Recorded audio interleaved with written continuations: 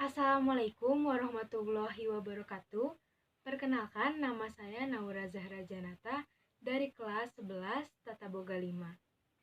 Di sini saya akan menjelaskan mengenai salah satu dari 10 pilar demokrasi konstitusional Indonesia menurut Pancasila dan Undang-Undang Dasar Negara Republik Indonesia tahun 1945, yaitu demokrasi yang berketuhanan yang Maha Esa. Tapi sebelum menjelaskan ke materi, di sini saya akan menjelaskan terlebih dahulu apa yang dimaksud dengan demokrasi. Pengertian demokrasi. Demokrasi memiliki dua jenis pengertian. Yang pertama secara singkat. Secara singkat, demokrasi berasal dari bahasa Yunani yang artinya kekuasaan rakyat, yang terbentuk dari kata demos yang berarti rakyat dan kratos yang berarti kekuatan atau kekuasaan. Nah, yang kedua ada pengertian demokrasi secara lengkap. Demokrasi secara lengkap yaitu pengertian secara lengkapnya adalah bentuk pemerintahan di mana warganya memiliki hak yang sama pengambilan keputusan yang dapat mengubah hidup mereka. Nah, selanjutnya ada pengertian demokrasi menurut salah satu ahli yaitu Abraham Lincoln. Menurut Abraham Lincoln, demokrasi adalah sistem pemerintahan yang diselenggarakan dari rakyat, oleh rakyat, dan untuk rakyat. Nah, selanjutnya saya akan menjelaskan mengenai salah satu pilar dari demokrasi konstitusional, yaitu demokrasi yang berketuhanan yang Maha Esa.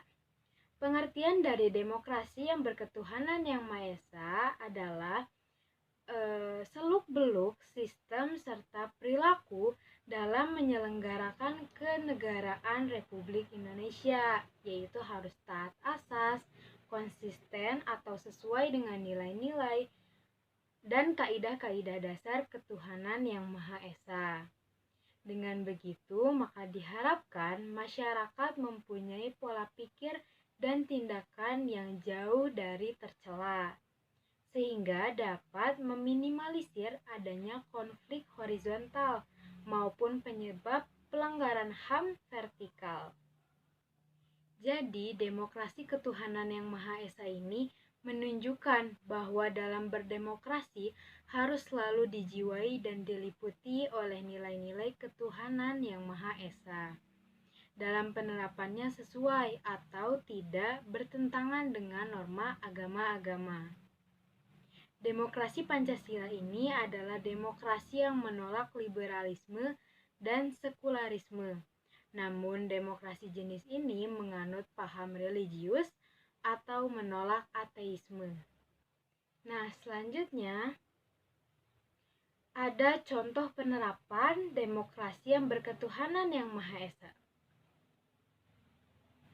Nah, contoh penerapan demokrasinya itu seperti yang pertama, mengembangkan sifat hormat menghormati dan bekerja sama antara pemeluk agama dan penganut kepercayaan yang berbeda-beda dengan berpedoman pada prinsip ketuhanan yang Maha Esa. Yang kedua, ada memberi peluang kepada semua masyarakat yang berbeda agama dan kepercayaan untuk tetap berpartisipasi dalam jalannya roda pemerintahan. Yang ketiga, ada tidak melarang semua umat yang berbeda agama dan kepercayaan untuk mendirikan tempat ibadah dan melaksanakan semua aturan yang digunakannya dalam proses menjalankan ibadah. Selanjutnya,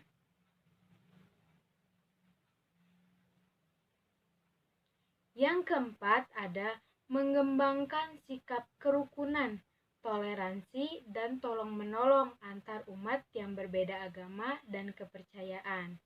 Dan yang terakhir, yang kelima, yaitu menyatukan segala aspek yang ada pada aliran-aliran agama dan kepercayaan yang berbeda-beda untuk mencegah adanya perpecahan. Sekian materi yang dapat saya sampaikan. Mohon maaf bila masih ada salah-salah kata. Terima kasih atas perhatiannya. Wassalamualaikum warahmatullahi wabarakatuh.